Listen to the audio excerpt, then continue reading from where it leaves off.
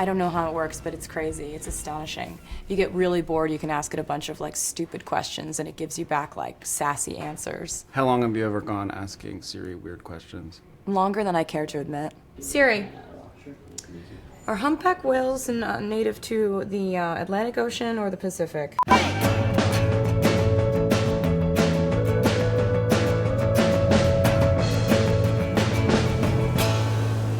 This is my first question because I think it's an interesting question. Have you ever dreamt a song or a lyric of a song Yes. or riff of a song, but have you ever dreamt one and then got it down? The song All You Had to Do Was Stay, there's this really high-pitched stay. I had a dream that my ex showed up at my door, knocked on the door, and I opened it up and I was about ready to launch into like the perfect thing to say. And instead, all that would come out of my mouth was that high-pitched chorus of people singing stay.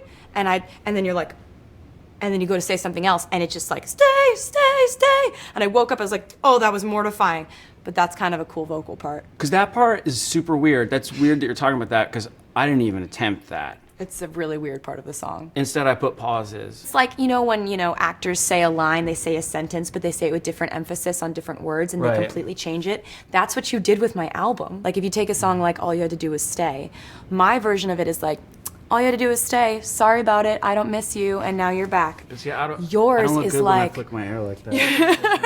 Have the same effect. yours is like, all you had to do was stay, you broke my heart. That's all you had to do.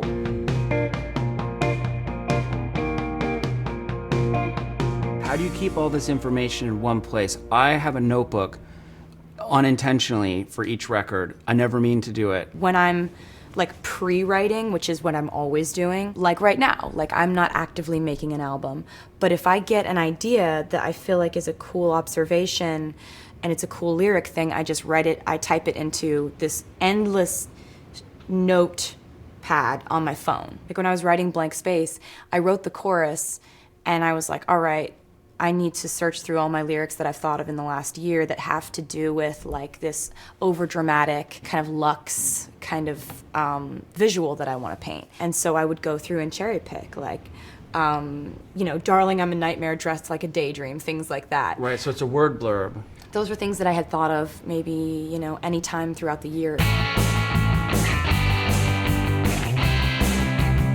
If I'm ever stuck when I'm writing, I could just put a Smiths record on and it's kind of like if my songwriting was like an iPhone, it like recharges it like 5 minutes. Really? Yeah, because there's all these question marks in it. It's very foreign to me and it's always gonna make me wanna go and play guitar. Well, it's never been other music, but for 1989, I would watch John Hughes movies. Wow. And I would think, okay, pause, freeze frame, what's she thinking in this moment? What's he thinking in this moment? Because 1989 I wrote when I was single, I didn't have much, intense drama going on.